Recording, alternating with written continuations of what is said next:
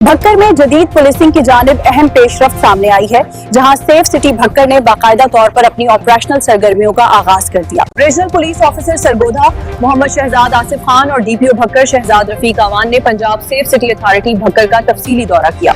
आइए सुनते हैं M सईद बुशारती की ये खसूसी रिपोर्ट, जिसमें सेफ सिटी मंसूबे की मुकम्मल तफसीलात शामिल है। बक्खर में जदीद पुलिसिंग की जानिब एक अहम पेशरफ्त, सेफ सिटी बक्खर ने बाकायदा अपनी ऑपरेशनल सरगर्मियों का आगाज कर दिया। Regional police officer Sargodha Mohammad Shahzad Asif Khan और DPO बक्खर शहजाद रफीक अवान ने Punjab safe city authority Bhakkar का तफसीली दौरा किया।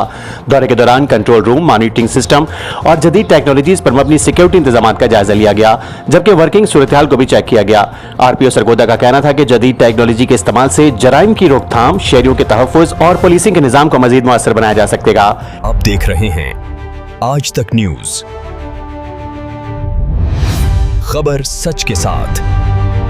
इस मौके पर R safe city Sargodha region Aamir Mushtaq और manager safe city Bhakkar Mohammad Usman Javed ने सेफ सिटी कैमरों, मॉनिटरिंग सिस्टम, रिकॉर्डिंग मैकेनिज्म और हंगामी सूरत हाल में फौरी रिस्पांस के हवाले से ब्रीफिंग दी। बादशाह RPO सरगोदा के अहकामात पर जिले बक्खर के तमाम SHOs, SDPOs और DSP लीगल ने भी सेफ सिटी बक्खर का दौरा किया, जहां अफसरान को ऑपरेशनल निजाम, सर्विलेंस सिस्टम और जदीद पुलिसिंग तरीकाकार से आगाह किया गया। पुलिस अफसरान ने सेफ सिटी के मौसर निजाम को सराहते हुए खुसूसी दिलचस्पी का इजहार किया।